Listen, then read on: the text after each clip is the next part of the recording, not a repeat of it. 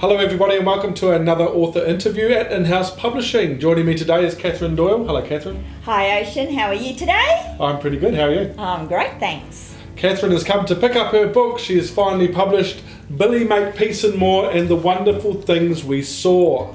Fantastic little book, and we're going to find a little bit about it today. Katherine, what's this book all about? Okay, so Billy is basically a character who represents a quintessential essence of happiness within us.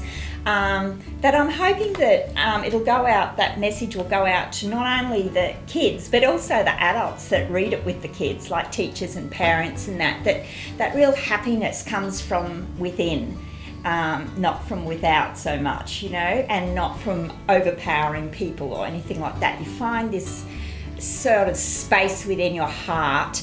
And and that makes life easier to deal with, because we all get stuff in our lives. But I think if you know that makes life easier. So. That makes sense. That makes sense immediately. I liked how you said happiness comes from within, not from without. Yeah. I think that's a really good way to describe it. What inspired you to write this? Okay, well, I guess it's been in my heart for a long, long time, talking about things within. And I naturally speak in rhyme and rhythm, so I sort of play with words and language in my head, and that message from a lot of the things, you know, when you read, life books, etc. like that, trying to expand your knowledge in that sort of a sphere. All these, I guess, as a result of contemplations and things like that, this sort of message was just coming through to me all the time. And because I'm a teacher, originally with young children, and then I've done the whole scope right through to tertiary, I thought, you know, that's a really beautiful message to get out to people. It's particularly in this day and age when we're just bombarded with so much negativity, and there's so much actual beauty around us on this planet, and I just think I wish everybody could just wake up and see it. And so, yeah, I guess that was my inspiration. Okay. I actually was watching a movie over the weekend, and one of the people being interviewed said was that turn off the news and go for a walk outside, and you'll realise that this world isn't all doom and gloom. It's actually a wonderful, beautiful place to be in. It is. And I think maybe mass media, the internet, and the way that we've been conditioned has actually made us feel as though we're living in doom and gloom, but in actual fact... We're not. No, we're not. I think you can create your own world. Like, I know there's horrible stuff that goes on, and there's horrible stuff that happens to all of us because we're on this planet. But, you know, I love the water and I love the mountains, and I'm very privileged to live near both. So I just look out my back door, and I see a most beautiful mountain range, and I see Mount Warning in northern New South Wales, and it's just divine. And then I just drive down the road and I'm at the beach, and I sort of walk and contemplate there as much as I possibly can. And it's when you look out at those wonders, and you go out on your deck and you look at the stars at night, and you just say, wow, this is just so magnificent. And that is what it's all about. Moralistic books are great teachers for young children. Mm-hmm. What do you want young readers to take away from this one? I guess exactly what we've been talking about. The essence of happiness is within yourself. You have so much potential within yourself, and I think you need to learn about that self, you know, and then give out to the world. It's not about take. That will just come naturally. You will get by giving, you know, and I think once you have that positive sense of self, the world's your oyster. Basically. And so I wanted to get that message, as I say, to children, but also to everybody, you know, who comes in contact with the book. You know, may that message just spread, and just know that within you have everything. Yeah. Okay.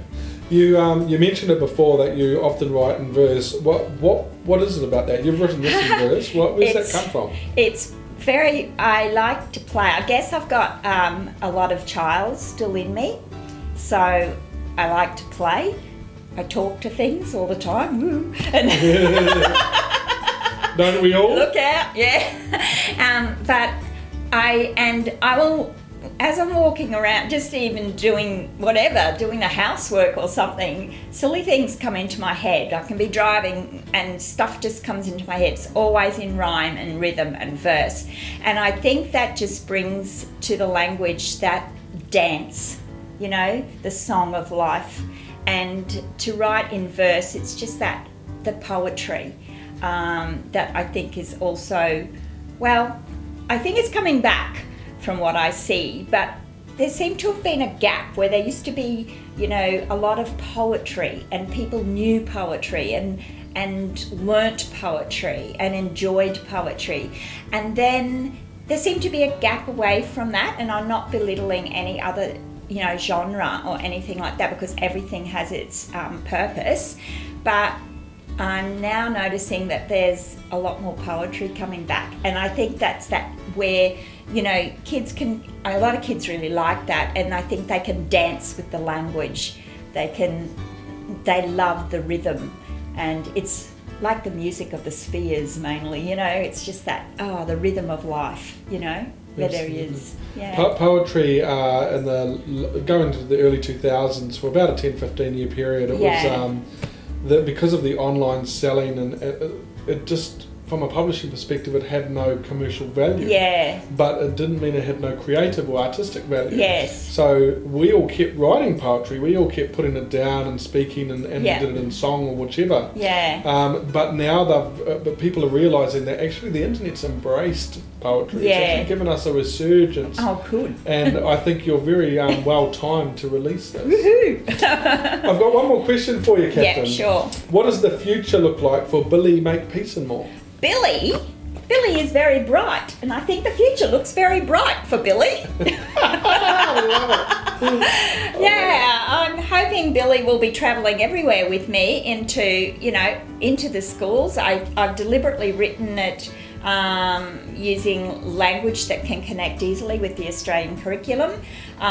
It of course has the moral, but it also has a lot of aspects of visual literacy that can be used in the classroom, which I've deliberately done. I will also create resources for teachers, which I'm actually going to present at some speaking events.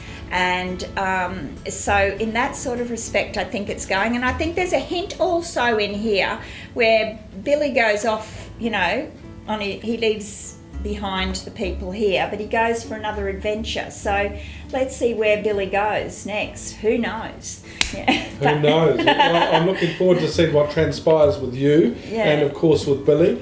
And for you guys, if you'd like to get a copy of Katherine's book, Billy Makepeacenmore, and The Wonderful Things We Saw, that is Katherine's website there, just on the bottom of the screen. Feel free to go and check it out. It's also on Amazon and, of course, the in-house bookstore.